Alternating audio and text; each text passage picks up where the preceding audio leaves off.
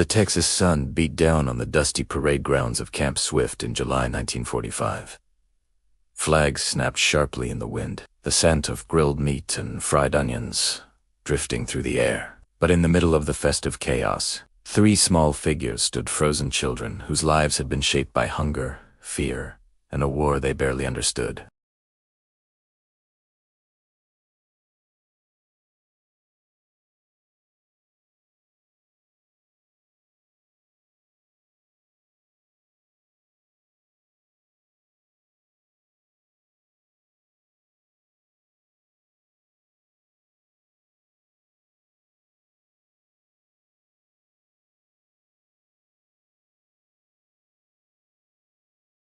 And then came a smell unlike anything they'd ever known, sizzling meat, rich and fragrant, laid on soft, warm bread. The air shimmered with the bright yellow streak of mustard, the playful red of ketchup, the colorful chaos of an American 4th of July cookout. Their eyes widened. Their hands trembled. The sergeant holding the hot dog smiled and offered them, "Try this, you'll like it." They hesitated. What they held in their hands wasn't just food, it was a revelation. Math that wasn't tea-bland, bread that wasn't dense, flavors that seemed almost magical after years of rationed existence.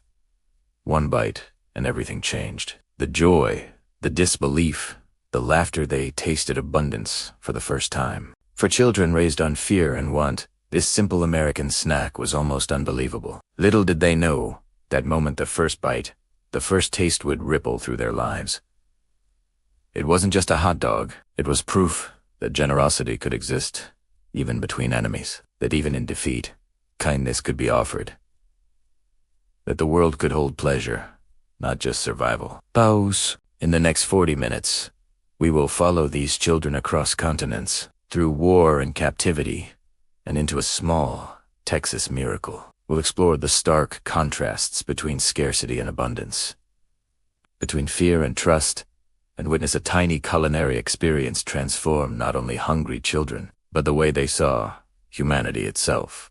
What happened next at Camp Swift would become legendary not for its military strategy, not for its battles, but for the quiet power of a hot dog on a hot July afternoon. July 1945.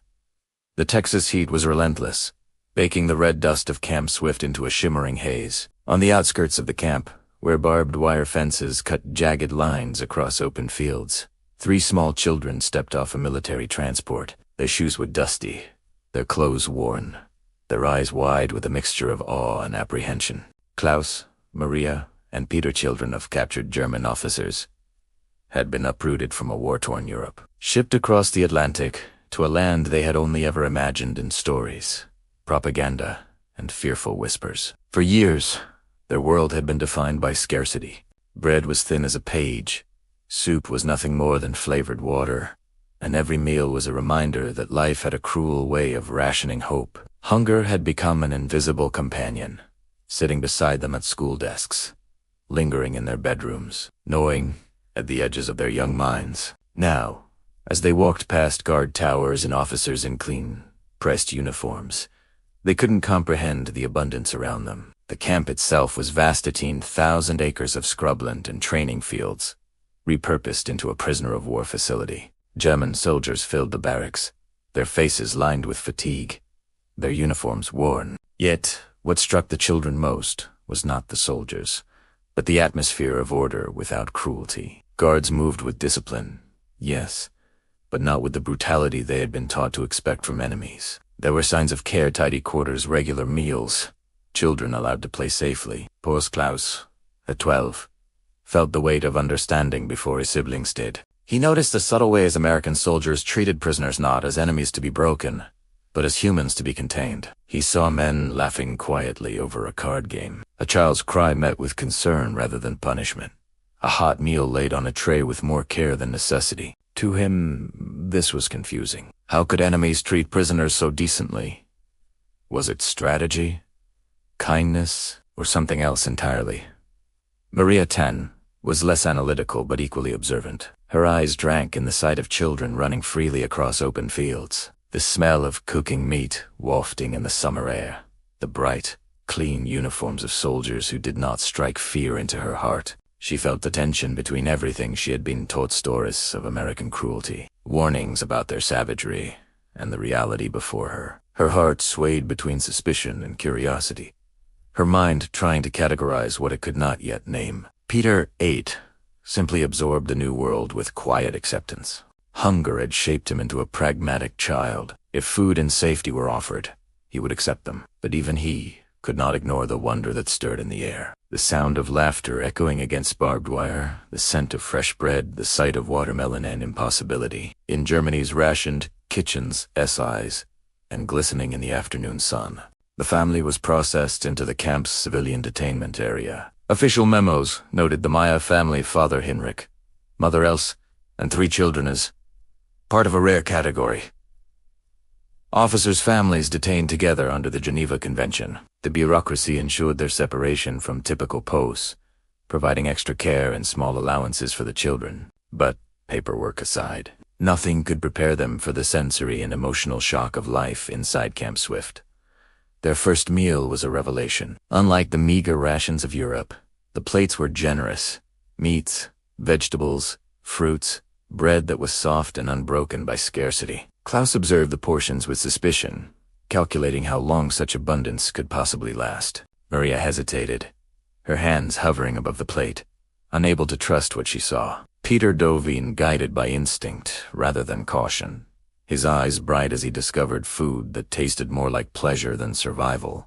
As the children's eyes kept darting around, studying American soldiers as they ate their own meals. There was laughter, music, chatter, sound a quiet rebellion against the notion that the world was a dangerous, hungry place. This was freedom wrapped in food and care, a stark contrast to the terror they had known. Cities reduced to rubble, neighbors starving, the constant drum of war overhead. Here, in the heart of Texas, under the merciless sun and barbed wire, the war's contradictions were laid bare. Defeated enemies treated with dignity, children allowed to play. Food served not out of necessity, but generosity. Little did they know, this was only the beginning. The next moments would confront them with something so simple, yet so profoundly alien, that it would reshape their understanding of the world. A taste, a sensation, a fleeting joy. They would never forget it. What happened next would become legendary. The morning sun had barely climbed above the horizon when the Meyer children awoke to a world unfamiliar in every sense. The heat of Texas already pressed against the thin walls of their barracks, carrying with it the scent of sizzling meat and freshly baked bread from the recreation grounds. Today was no ordinary day. It was July 4th, Independence Day, a holiday celebrated with a kind of intensity the children could hardly imagine. Flags flapped in the morning breeze. Bunting in red, white, and blue hung along fences and tents, and the distant notes of a brass band warmed the air with triumphant, unfamiliar music. For the Meyer children, this celebration was a paradox. On one hand, it was alien strangers dancing, laughing, shouting in a language they barely understood. On the other hand, it was alluring. Everywhere there was food in quantities that seemed impossible. Tables stacked high with meat, bread, and fruit. The sight alone challenged everything they had been taught to expect from enemies. Abundance where there should have been scarcity, care where there should have been cruelty, smiles where there should have been suspicion. Their parents, Hinrich and Else, guided them through the crowds. Hinrich walked with military precision, eyes scanning the horizon for anything threatening, while Else's hand gently pressed Peter's small one into hers. She whispered reassurances in German, trying to prepare the children for the sensory overload of their first American cookout. "Observe," she said softly. "See how they celebrate. Try to understand why." At the main tables, American soldiers moved with practiced efficiency, carrying trays of burgers, potato salad, and watermelon. The children's eyes widened as they took in the vibrant colors, the unfamiliar textures. Klaus noticed the meat glistening with juices, the bread soft and pliant, the condiments in vivid yellow and red so bright they almost seemed unreal. Maria hesitated, hand hovering above the plate, unsure if it was safe to touch. Peter, sensing permission, lunged eagerly, grabbing a piece of bread, breaking it open, tasting it in cautious bites. The sensation was indescribable. Warmth, softness, flavor, a taste that went beyond mere sustenance into something that hinted at joy. Then came the moment that would define the day. Sergeant Mitchell, a man in his mid-30s, with a face sun-kissed from Texas summers, approached carrying something the children had never seen. 3 hot dogs, their buns soft and white, the sausages plump, a line of mustard curling along the top like a golden river. "Try this," he said, voice warm, very American. "Very good. Very good." His English was simple, his tone inviting, almost conspiratorial. The children stared. Could it really be so simple? Meat and bread. Yet nothing about it resembled anything they had ever tasted in Europe. Klaus, as the eldest, understood his responsibility. He held the hot dog carefully, examining the mustard and ketchup, noting the softness of the bun, the smell of cooked meat. It seemed foreign, almost fragile, as if a single mistake could shatter the experience. He glanced at his siblings, silently signaling that it was safe. Maria took a tentative bite, her eyes widening, a gasp escaping her lips, as she felt flavors collide in ways that her mind had no words for. Peter needed no hesitation. He bit in eagerly, juice running down his chin, his small hands gripping the bun as if it were the most precious thing he had ever held. Pause. It was more than food. It was revelation. The children discovered that sustenance could be pleasurable, that meals could bring delight, that abundance could exist outside the confines of fear and ration cards. Klaus paused mid-chew, letting the flavors linger, letting his senses absorb the unfamiliar sensation of eating, not because he had to, but because he could. Maria closed her eyes, savoring every bite, tasting not only meat and bread but freedom itself. Peter's face was smeared, sticky with mustard, yet radiating pure, unfiltered joy. American soldiers watched quietly, giving the children space, but their own faces betrayed a mixture of pride and astonishment. They had seen many prisoners over the years, hardened men and weary soldiers, but here were children tasting generosity, innocence colliding with abundance, the simplicity of a hot dog transforming into an almost sacred experience. For the Myers, this moment was layered with complexity, joy, suspicion, AW, and a quiet realization that their assumptions about enemies and generosity had been entirely wrong. Else watched silently, tears threatening, her heart torn. She saw her children experience something unimaginable, something that could never have existed in war-torn Germany. Pleasure, safety, abundance.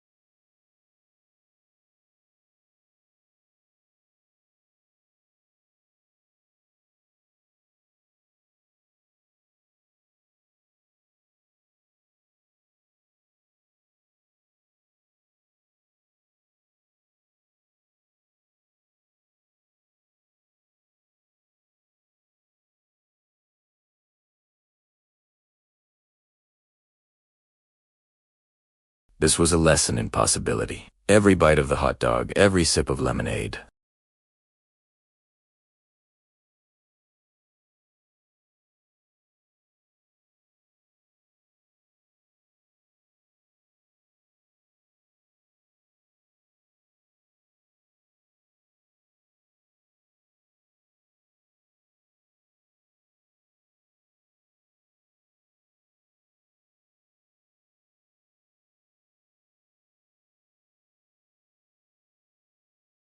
Was it fair that they, children of captured officers, could sit here and eat their fill while the world they had left behind starved? The thought sent a shiver through him, a quiet moral weight that pressed down even as his belly expanded with satisfaction. Sergeant Mitchell, observing from a few steps away, noticed the flicker of doubt crossing Klaus's face.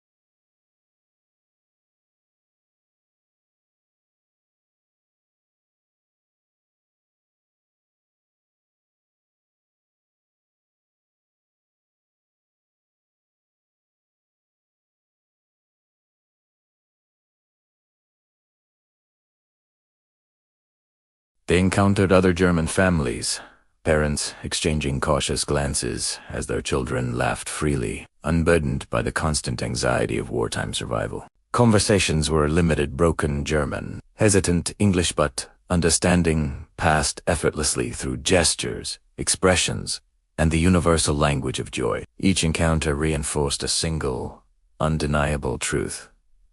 In peace place. The rules they had been raised to believe governed the world rules of scarcity, suspicion, and fear were suspended.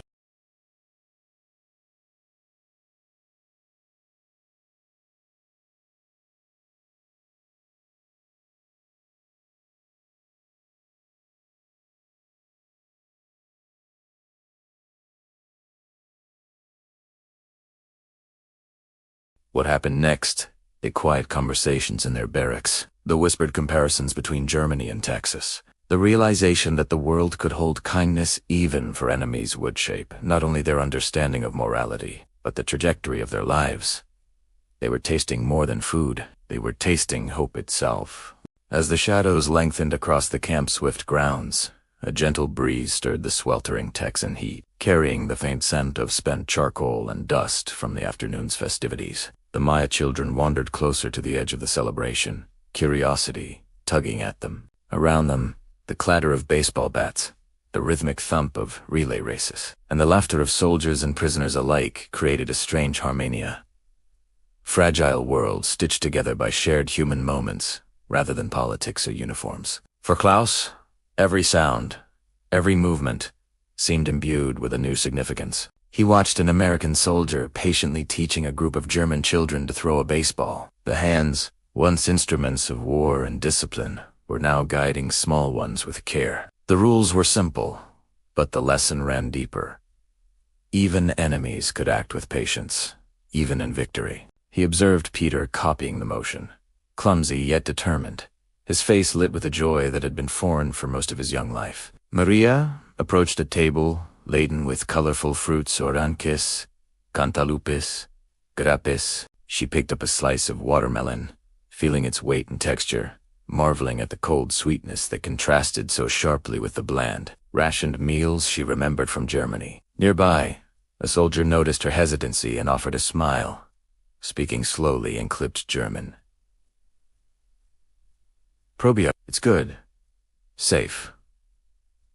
His voice carried no expectation, no hidden motive. "Hust, kindness." Maria's lips parted in a tentative smile as she tasted the melon.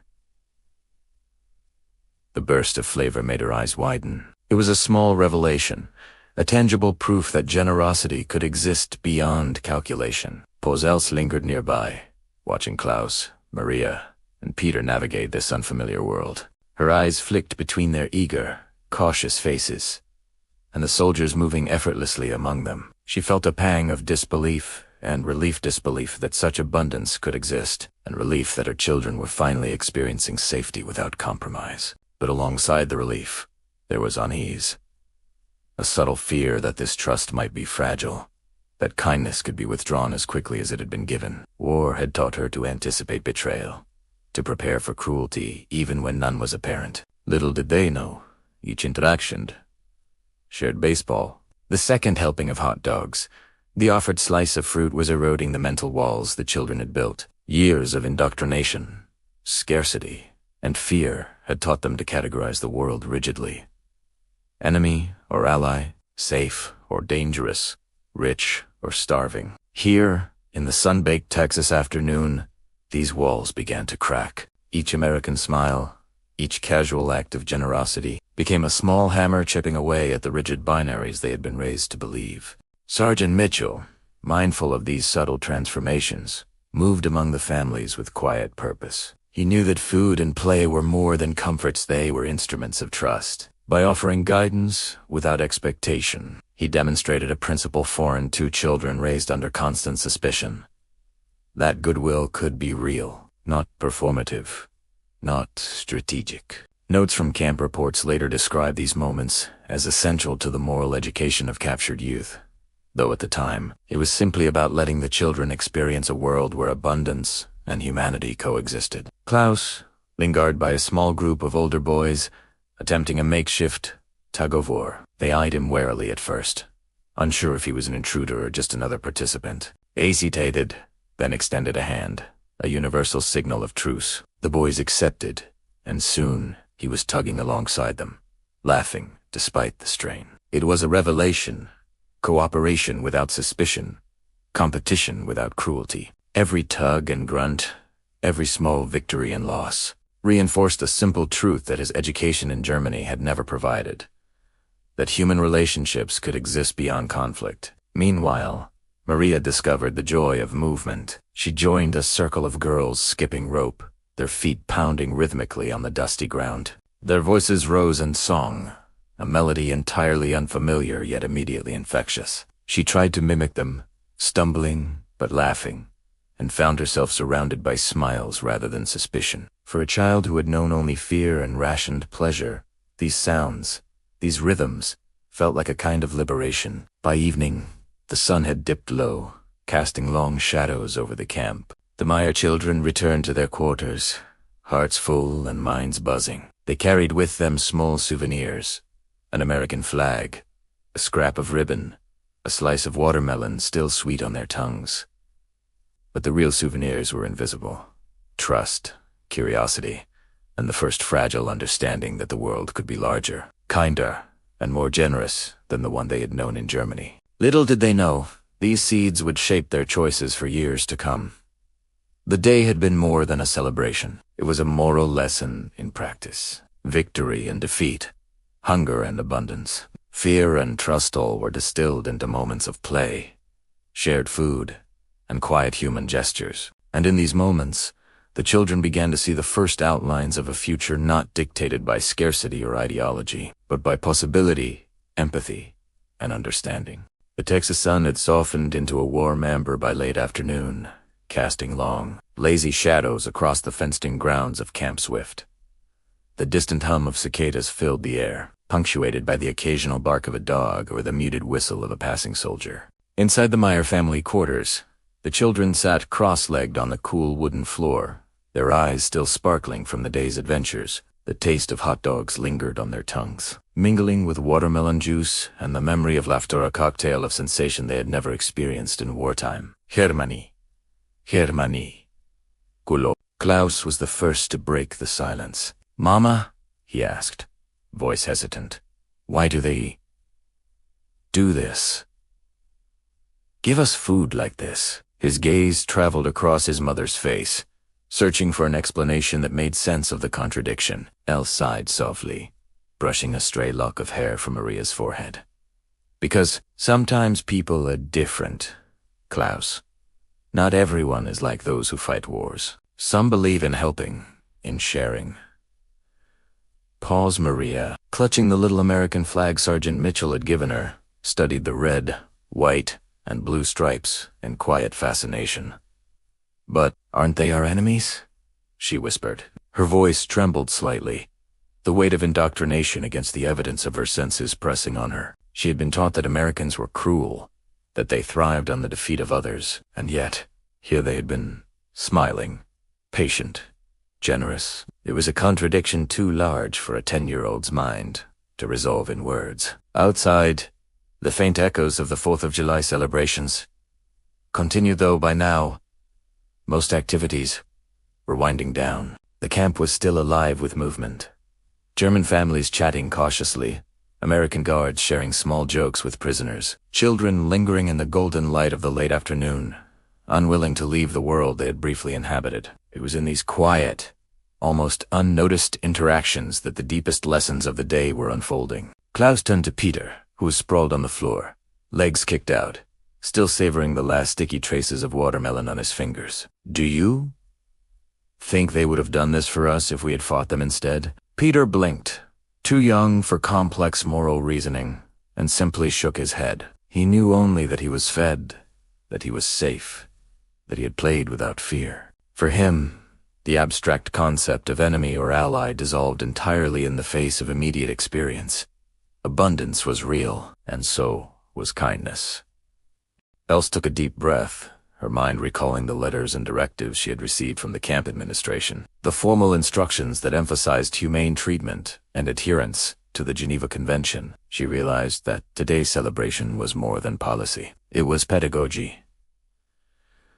In practice, it was a living lesson, showing these children that generosity and civility could exist even amid global conflict. What the government called morale building, she now saw as transformative. Small acts of consideration, the hot dog, the baseball, the watermelon, had the power to reshape hearts and minds. Across the room, Maria spoke again, this time with a mixture of awe and quiet determination.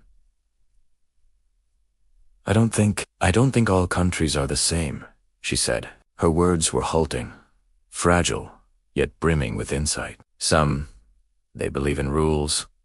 Others, in people. They give because they want to, not because they have to." Her observation hung in the air, an unspoken revelation that would linger for years. Klaus nodded slowly. "Maybe. That's why they won, not just because they fought well, but because they could be more than soldiers. They could be humans first." His eyes drifted toward the window, watching the sun dip behind the distant Texas hills. He was beginning to understand the subtle lessons embedded in abundance. That generosity could be a weapon against hatred, that shared meals and shared games could dismantle fear more effectively than guns and barbed wire. Pause. A few blocks over, the camp mess hall still smelled faintly of grilled meat and buttered rolls, a reminder of the day's feast. Else made a mental note to write down the sequence of events, knowing that someday she would need to explain these moments to Klaus and Maria in greater depth, and perhaps to Peter once he was old enough to understand. The psychological impact of the day was already apparent. The children had begun to internalize a new metric for judging the world: not power, not ideology, but empathy and trust. As dusk settled, the children placed the little treasures, scraps of fruit, and the odd ribbon on a makeshift shelf. These were symbols of a day that had taught lessons far larger than they could fully comprehend. The hot dog, the watermelon, the baseball, the laughter, they were not mere objects or foods. They were proof that human beings could choose kindness over cruelty, sharing over hoarding, and connection over division. Outside, the stars began to pierce the darkening sky, distant and cold, yet beautiful in their constancy. For the first time, the Meyer children felt that the world held possibilities beyond survival, beyond fear. They understood, in a way only children can, that abundance was not merely material, it was moral, cultural, and profoundly human. And for them, the question was no longer whether their captors were enemies or allies. The question became, how could the lessons of this day shape who they would become? Little did they know, this day, and the small acts of generosity within it, would echo across decades, shaping choices, inspiring trust, and redefining their understanding of what it meant to survive and to live.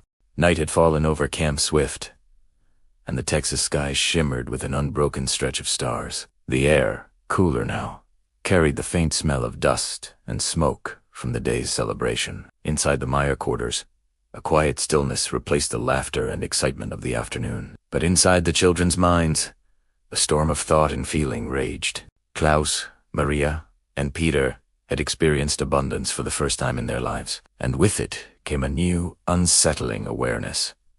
The world could be different, but it wasn't the world they had left behind in Germany. Klaus sat near the window, tracing the lines of the horizon with his eyes. He thought of his father Hinrich, returning to a shattered homeland, and of the families still in Germany scraping by on meager rations, dodging ruble, and rebuilding lives amid ruin. Here, he had tasted food freely given, not rationed or fought over, and he had laughed without fear of bombs or patrols. The contrast was nearly unbearable. "Mama," he whispered, "what if we never go back?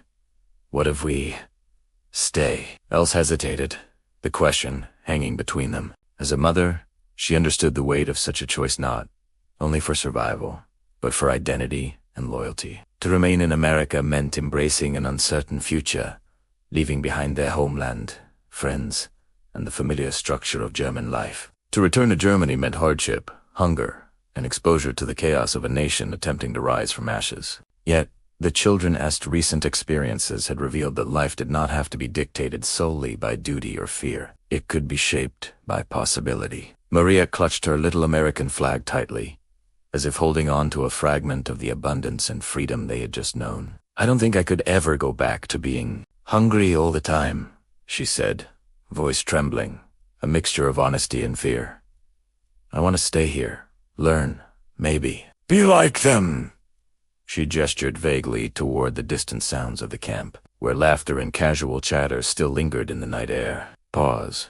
Peter, younger and simpler, leaned against his mother's side. He did not fully grasp the political and moral complexities, but he understood safety, warmth, and the knowledge that tomorrow would bring food and kindness instead of uncertainty. His wide eyes, reflecting the faint lamplight, expressed the purest form of clarity.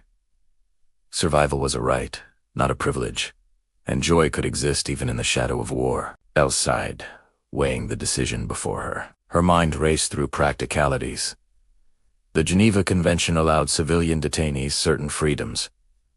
The American administration had already shown willingness to support displaced families, and the children were thriving in this new environment. She realized that remaining could give them opportunities unimaginable in Germany: education, health, and a chance to grow beyond the limitations imposed by wartime scarcity. Klaus spoke again, now with quiet conviction. "Mama, Papa fought for Germany, but we don't have to fight with them anymore.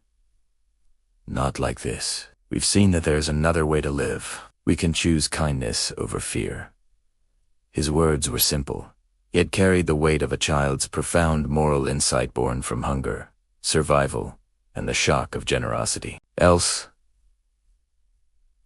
could only nod, her heart heavy with the understanding that she must guide them without imposing her own fears, allowing the children to internalize the lessons of abundance and humanity they had just learned. In the following days, the family faced the logistics of their decision. Official memos, camp directives, and administrative paperwork were examined with care. Letters were drafted to authorities, explaining their intentions, emphasizing the children's welfare and the extraordinary circumstances that led to this choice. Meanwhile, the children continued to immerse themselves in their small Texas world, learning English, exploring the campgrounds, and absorbing lessons far beyond what classrooms could teach. Each hot dog, each shared laugh, each simple meal became a silent symbol of a life they had almost never imagined. By Midok, the decision was finalized.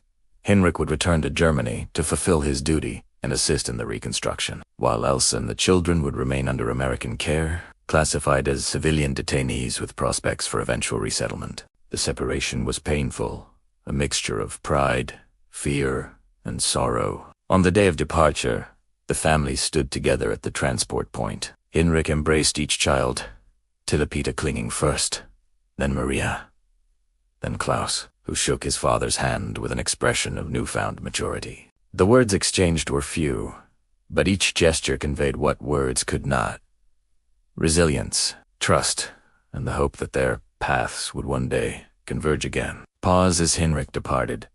The children felt the full weight of their choice. They were no longer merely passive observers of life. They were participants in a deliberate act of self-preservation and growth. Their world had expanded beyond survival into moral reasoning. Their understanding of humanity stretched to encompass generosity, empathy, and hope. The hot dogs, the games, the laughter, they were more than memories. They were a foundation upon which a new life could be built. Little did they know, these experiences and choices would ripple through decades, shaping their identities, their relationships with the world, and their understanding of what it truly meant to live beyond fear and scarcity.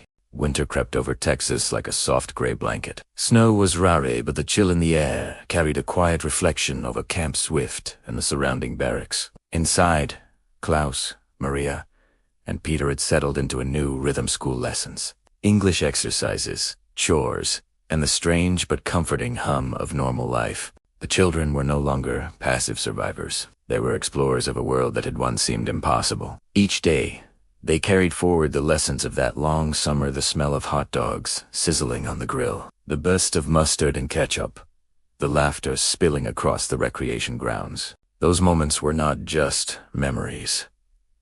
They were a blueprint for the life they could choose to build. Pause.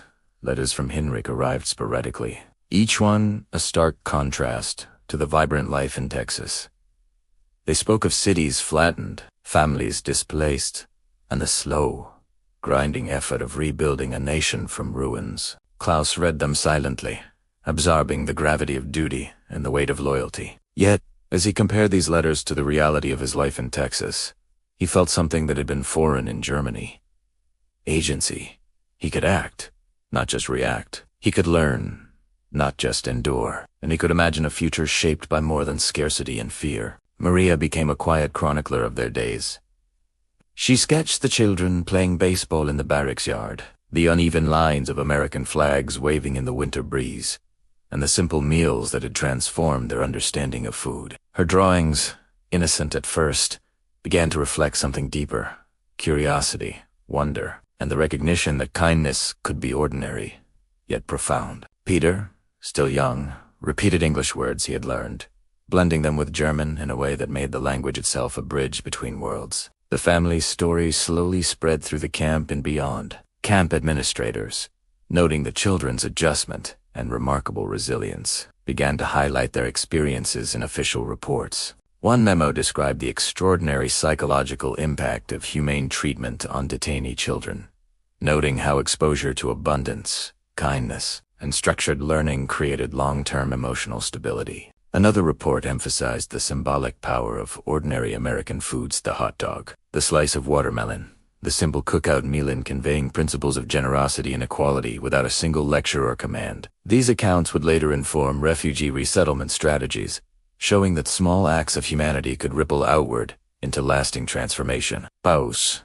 By the spring of 1946, the Meyer family was preparing for the next chapter. Civilian resettlement processes allowed Elsa and the children to move to San Antonio, where a network of displaced persons and American sponsors offered guidance, education, and a tentative home. The children, once defined by hunger and confinement, now moved with curiosity and purpose. Each day brought lessons in language, history, and civic responsibility.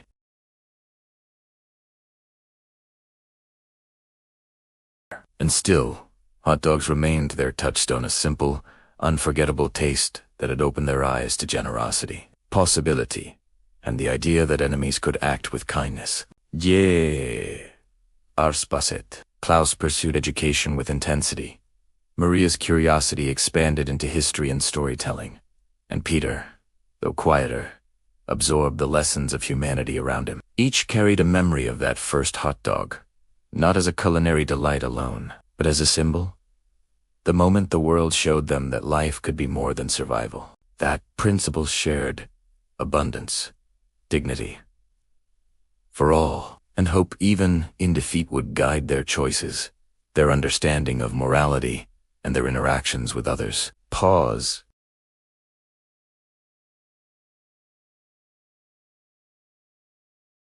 Klaus, blending European pragmatism with American optimism, worked in post-war reconstruction initiatives. Maria became an educator, shaping young minds with lessons of empathy and resilience. Peter, quietly but profoundly, contributed to community-building projects that emphasized fairness and inclusion. And through it all, the memory of Texas, the 4th of July celebration, and the hot dogs remained a constant anchor, a symbol of what ordinary kindness can achieve in extraordinary circumstances. Little did anyone realize at the time, but the choice of a simple meal had altered not only the lives of 3 children, but the trajectory of a family and the ripple of influence they would have on both nations. The hot dog was more than food. It was a lesson that abundance is not a weapon, that generosity is not weakness, and that humanity can exist even amidst conflict and devastation. It taught that the smallest acts of care, feeding a child, sharing a meal, offering a moment of warm scan, define the course of history in ways no battle ever could. As the sun set on Camp Swift for the last time in their young lives, Klaus, Maria, and Peter walked together across the frost-tinged grounds.